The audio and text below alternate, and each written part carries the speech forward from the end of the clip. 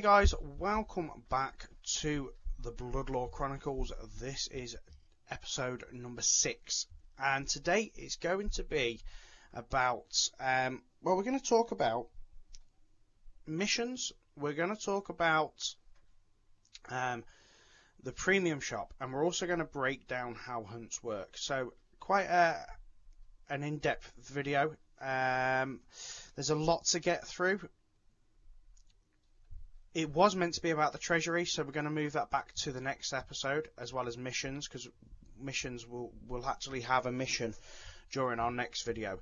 So we're going to first off say there's a spoiler warning. You're probably going to see some things in this video if you have not got high enough XP.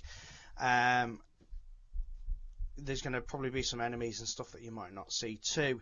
But if you don't want to watch, please either turn off or fast forward to a section that is appropriate for you. But that is a spoiler warning. So we're going to start by doing that first hunt. Easy peasy. And then we're going to talk about missions. Now we're going to head over to Discord in a second and talk about that from there. But the first mission will drop in 1 day and 8 hours. Now guys, we're going to be doing it on GMT, Greenwich Mean Time, which means that it's going to be 7 PM on a Friday night, and it's going to run through till 7 PM on a Monday night. So that's what the mission time will be. We're going to just nip into Discord, and we're just going to go to the news section here. And this has come from the chairman himself. So let's break down missions and how they work and what they're going to involve. So it is the 1st of August, which means the game is now a month old. And there's a little bit of a thank you here for the support. And the reason that they have decided to do missions before coffins, because coffins was voted as the next thing to do, but missions were already in beta test, so they know that they work and they want to get them out. That's why missions are coming before coffins, and that's explained here, and you can go and read that for yourself. So let me explain to you how missions will work. And again, missions were voted by the people in the Discord as to which one you want to set up, and this is what the winner was. 30 common enemies, 18 uncommon enemies, and 9 rares. And if you have played Ghost Trappers Classic before, you'll know how missions work. So this is nothing new to you, but if you haven't, let me explain. So you will receive 3 mission targets, like I said, 30 common, 18 uncommon, and 9 rare. Now, whether or not they're going to be just general common enemies, so the white bordered ones in the grimoire, or whether or not it's going to be 30 specific targets, that is still yet to be elaborated on. So that will happen when we get our first mission, which we can look at as and when. And you will you'll get it for the region that you are in. So if you have XP to access region 3.2, you will get a mission for 3.2. That's how it will work. And the rewards for completing the missions are Vampire Commendations, which are called VComs for short, which is a new currency which you can spend in the game. And guys, there is loads of new items that have dropped into the Club Noir, but they are locked behind XP. So it says here you will only see the items you have for the necessary XP for. That's why I'm saying about the spoiler warning, because I can access what I can access. Other things might still be locked behind XP for me too. The rewards, on the other hand, are calculated as 9 VComs multiplied by the region number. So if you are in region 2, you will receive 18 comms. So if you're region 1, you'll get 9, region 2 18, region 3 27, and 36 for the next region, so on and so forth. And the higher the region, the more VCOMs you will get. But the reward will also be based on how much you complete. So it's not a be all or end all. If you don't complete the mission, you will still receive for what you've completed. So it's not going to be well, you completed the mission, you get all the rewards, and you failed the mission, you get no rewards. No, it doesn't work like that. If you completed 50% of the mission, you will get 50% of the rewards. That's how it works. It's a fair system, I think. So it means you'll always get something as long as you make the effort. A new stat, cloning, is now in effect. So the way it works is if you hunt a mob that is for the mission, you have a chance of doubling it and it being worth 2. I don't think I can really explain that much more than that, but it doesn't mean it's going to happen every time. But if you've got a 50% chance of it happening, then you've probably got a 50% chance of it happening. And it does say here, if you have any further questions, feel free to ask on the Discord. You can also ask in the comments section below, and I'll try and help you there too if there's any more information you want on that. Don't forget, guys, you can join the Discord server by clicking in the link down below. We're just going to do this next hunt. Click in the link down below in the description, and that will take you into the Discord. And while you're there, please do check out my socials, guys. I will take the opportunity to tell you here, obviously, the more people that we get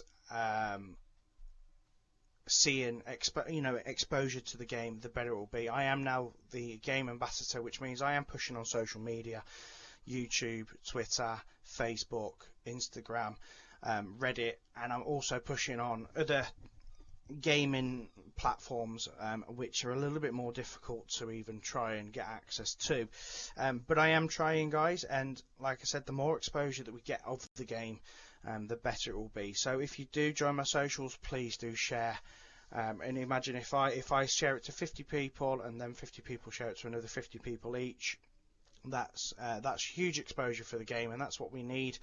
So please do join me on my socials, and also drop a like and subscribe on this video. Let's move over to the premium shop. Now, the August one-time deal here is for the Vampire Tie, which gives you 10% questing, attraction of 1, coolness of 1, and cloning of 3%. So we're just talking about cloning. That is the stat for the missions. Questing, we know, gives you the chance of an extra auto hunt. An attraction is self-explanatory, but coolness, I think coolness is not really a stat in the game at the moment. Could be in the future. 2 new avatars if you feel you want to change. The curator key, which is I think it's a cracking item, and I'll show you why in a second. And then you've got Moonstone and Alien Jewels, which are crafting materials. The Curator Key will unlock this dude here. So that's why the Curator Key is going to be good. It will give you the option for a 3rd accessory. It's been given out only to a very small amount of players that were, I don't know if they were beta testers or they won it in a Twitter competition or something like that.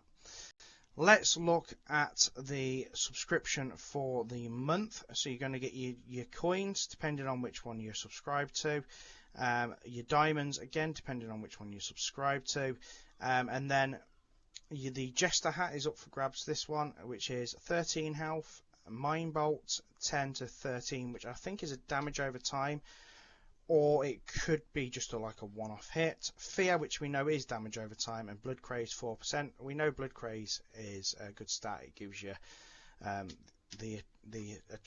gives you the extra hunt if it activates. Pixie is a 20% chance loot multiplier, which I think is really good, and Explosion for 12%. Guys, I don't know about you, but I will be doing multiple setups. So we're going to have a look at the VCOM items in a second. I just wanted to get the premium shop out of the way, but I'm going to be doing multiple setups. So you can see down here at the moment there's four that are open. So I will be doing one that will be for lower areas, but super high drop rates, so that I can go back and gain anything that I'm missing. I'll be doing one for missions, which will be the highest sort of like cloning ability I can get, and I'll also be doing for one for like the most powerful setup I can, and then potentially others down the line depending on what we've got going on. So that's something I'm going to be doing. Let's go and have a look at VCOM items now, guys. With these VCOM items, I'm only going to show you a few. Like I said previously, spoiler alert, you know, there's items locked behind XP here, so if you haven't earned the required XP, you're not going to see them. And I don't want to spoil too much, and I want you guys to be able to go and explore these items yourself and think, oh, that's going to be good for my setup, and that, you know, this, that, and everything else. There is going to be a few I'm going to point out which I think I'm personally going to go for. So, like the first guy here I can see is 70 VCOMs. He's a retainer. Shin Agami. I don't know if that's how pronounced, but that's what I'm going with. I don't know what the XP block is on that at all, of course, but he's one that you can see. But then there is like the little fairy. So the little fairy is one that I will be going for, because it's got that cloning of 6%. So when I was saying about different setups, that would be in my setup for missions. And then you've got Evil Vampire Kitty and Warlock. Go and explore them yourself, guys. I don't want to, like I said, do too much here. The Mercatus Arcana is where the interesting amount of stuff comes, because before I only had access to Syringe with Venom and Crescent Moon.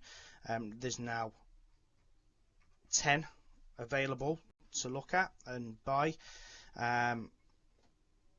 The interesting one here is Ace of Spades, I feel. Yes, it's got a minus attraction, but it's got that loot chance multiplier. So if you're going to stack your loot chance with a lower sort of setup to go back and hunt lower areas, then that's going to be ideal. Because I don't think, unless you are someone who has literally sat in that area and collected everything possible from that area, all of the treasury items and all the weapons and everything, all the boss loot and stuff like that, you're not going to need it. But if you're someone like me who's worked your way up and then are going back to collect these items, having a stronger weapon but less retainers and stuff like that, and items that give more loot drop, is ideal. So that is why I'm going to have like a loot drop setup as well. The stable, there's only the brown bear that's appeared for me, and at the moment not something I'm massively interested in. More in other things. There's plenty in the armory, and again, not going to go through this, guys. This is down to you to go and have a look. I don't want to see what's behind XP locks and stuff, so that's for you to go and have a look at. But there is one in the Weapon Master that I am really interested in too, and it's called the Glass Cannon, and it has that loot chance multiplier. So that, for me, if I've got higher retainers and stuff like that, that's going to cause enough damage, I can have a lesser weapon to get more loot chance later on. So I can return to lower areas with a lesser weapon but higher retainers and stuff like that with more loot drop, and that's something that's going to be that interests me quite a lot. Other than that, like I said, I want you guys to go and see what you can get with your VCOMs at the minute, and to see. In fact, it's disappeared. It was there before. VCOMs were underneath your VCG. I don't know why that's disappeared. It was there half an hour ago. but that's where you can see your total amount of VCOMs. It now brings us on to the third and sort of final part of this video, and I'm going to break down a hunt and talk about percentages and stuff like that, or activation and stuff. So that is the next and final part. So what we're going to do is we're going to hunt, and then we're going to have a look at how it happened from the weapons, retainers, and everything like that. So let's do a hunt. So we've got Escaped Lunatic here, and you can see he's got 145 health and what damage I've already done. But we're going to break it down. So before round 1, we already did 8 physical damage. Now, all this below, at the moment, I'm not going to talk about, not really interested too much in that.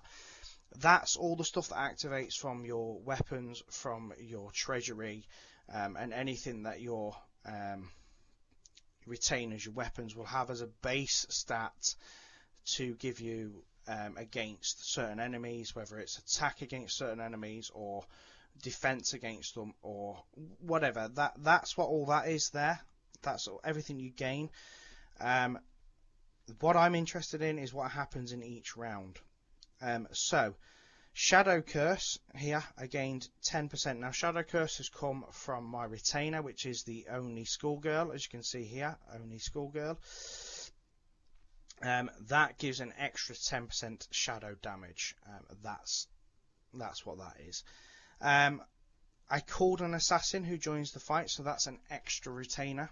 Now there's depending on what percentage chance you've got of that of activating, depends on whether or not it happens.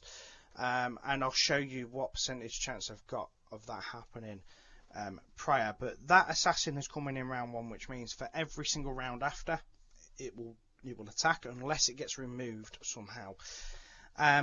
Focused shot here is an attack that has a chance of happening. It's not a damage over time like what we're going to look at in a second, but it's more of a chance of happening and dealing a one-off damage. And it doesn't mean it can activate more than once in a fight, but you don't know when it's going to activate. And more to the point, we don't know when anything's going to activate. There is a percentage chance of things happening, and it's not for us to know. That's for the devs to know. Anyway, so we gained trauma. So trauma is damage over time, and that means that every single round now it will do ballistic damage.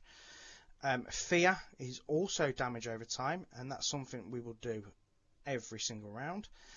Soul burn is also a damage over time, so that's something again we will continue to do every single round. Then my retainer did damage, and then my second retainer did damage, and then I did my base damage, which is weapon, and then he did his base damage. So that's that one. We're going to round 2, and to be fair, round 2 we've killed him. We need a boss, not a boss, an epic to really break it down quite a bit. I've now called a second assassin into it, and I'll show you why I've got 2 assassins after. We'll go into the weapons and stuff after. I've then continued to do my damage over time with soul burn, fear, and trauma. Then my retainer did damage, my second retainer did damage, and then my third retainer did damage.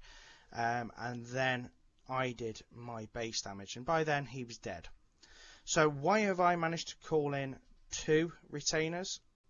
So of course I've got my retainer in the fight with me anyway, but my current weapon, which is Spinning Death, has an 80% chance of calling a retainer. So that's why the assassin was called in first. You can see the base stat damage there. So I'll do anything from 30 to 34, but if I've got any extra percentages against certain enemies, I'll do extra damage. Trauma, which is the damage over time stat, which is why that was doing it every single round. And then barrage, if that happens before round 1. And there's other stats that does it as well. Let me show you, for instance.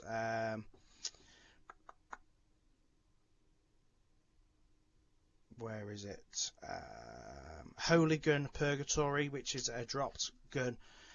That has a chance of doing Angel's Wraith, which is 48 to 72 damage at the very start of the fight. If it doesn't activate, it will not activate again in the fight. And again, there's a percentage it will happen, but no one knows what the percentage of it happening will be. But then I also have the helmet, which has a 40% chance of calling an assassin too. So that's why I had 3 retainers in that fight. And you can see that's why I also had fear as well. And your first strike, of course, is from your battle chicken, but from your mount, but not every mount. As you can see here, the battle alligator doesn't have first strike. So there's plenty of different things that can activate, and if you need to go and have a look at what some things are, the glossary is here, and that basically tells you everything. We'll go and do another hunt and see what happens in this one. So we had physical damage done there at the start, but we didn't get that ballistic damage, that other damage that we were on about, so it didn't activate, and because it didn't activate, it will not activate for the rest of the fight. I did gain Shadow Curse again, and I have called an assassin in again too. I gained trauma, fear, but I didn't gain soul burn this round, so not everything activates every round. Like I said, there is a percentage it will activate, but it doesn't mean that it's not going to activate in the next round. So you can see my 2 retainers did damage, and then I did my own ballistic damage, and actually I evaded trauma here. So he was going to activate trauma, which is damage over time, but I evaded it. Let's go to the next round. I then gained Nocturnal Barrier, which is something I can show you in a moment. I then called a second assassin in, so I'm now doing trauma, I'm then doing psychic, and then I gained soul burn on the second round this time, which dealt 4 damage. Now if it was continuing to round 3, I would have then all 3 of these damage over times. Then my retainer did damage, my second retainer did damage, my third retainer did damage, and then I did my base damage and he was dead. Now if we just go back to the retainer, the Nocturnal Barrier here is a chance to create a shield that only prevents damage from vampiric opponents. And you can see there the Shadow Curse as well gives an extra 10% shadow damage. So all these sort of like different stats can activate at any point. There is a percentage that it will happen, and like I said, no one knows what that percentage is. So that's how the battles will work. I will do a few more battles with you, but I'm going to just let the timer run down, and we'll be back in a moment. Okay, so it's time to hunt again. So let's do this. This one is Renegade Werewolf. And let's go to see what's happened prior. So Barrage this time did activate, which gave us 33 ballistic damage to start with, and Charge also did damage from our mount. We then gained Shadow Curse. We called both assassins here, so the 80% activated and the 40% chance activated. Brilliant. That means we've now got three retainers in straight away. Renegade Werewolf gained Shield, so we can go and have a look at Shield if absolutely necessary. Focus Shot, which is a one-off, did 6 damage. I then gained Trauma, Fear and Salt Burn, so that's 3 damage over times. Then my 3 retainers attacked, and then I attacked, and then he attacked. So there we go. That's again the breakdown. I'm not going to go into much more detail with that. We've done it a few times now. And then we'll finish the round here very simply. So Trauma, Psychic and Shadow, all my damage over times, did all 3 of the jobs. my 3 retainers did my hits, and then my hit did. So let's go and have a look, see what shields actual does. If it's in the, it should be in here. I would imagine it's in here. Shadow shield. Shield, there we go. Chance to create a shield that absorbs damage. So there we go. He gained that. And the other thing I've not talked about is Dispel. Now Dispel can activate. In fact, we'll go back to the glossary. Let's go and have a look at Dispel. Dispel. Chance to remove the following from battle. So damage over time, curse, and necrosis. Now I've only had it activate a few times, but it will activate. So if someone's doing damage over time to you, you can get rid of it. And I presume that also means that they can get rid of it from you if they've got Dispel too. So that is Dispel. And like I said here, guys, the glossary has got so much stuff in it. Let's just do one more hunt. So let's hit this one more hunt. And this is Lady of the Night. And you can see here that we didn't get the barrage to start with. So, like I said prior, the percentage of it happening is unknown. But when it activates, you'll see it.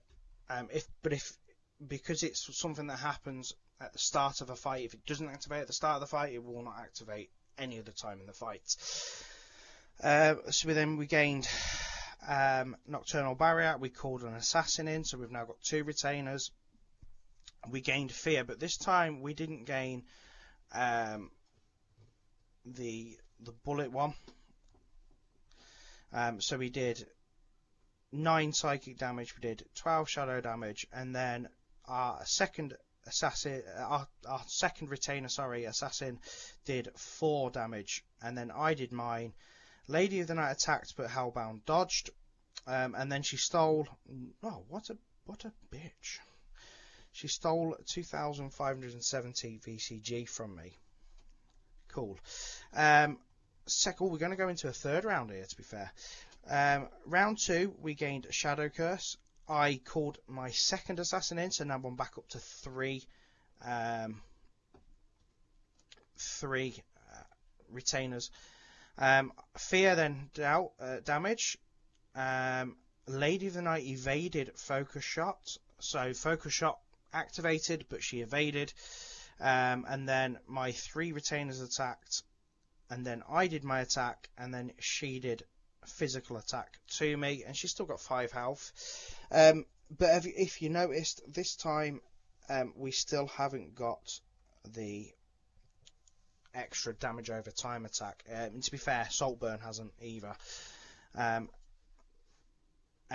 to finish off, 9 psychic damage was done. So that's it, guys. Oh, and we got an auto hunt complete there too. I didn't see that drop. Huh. Anyway, that is it for this video, guys. Like I said, please do like my socials. The links are down below. Join the Discord. It's down below too.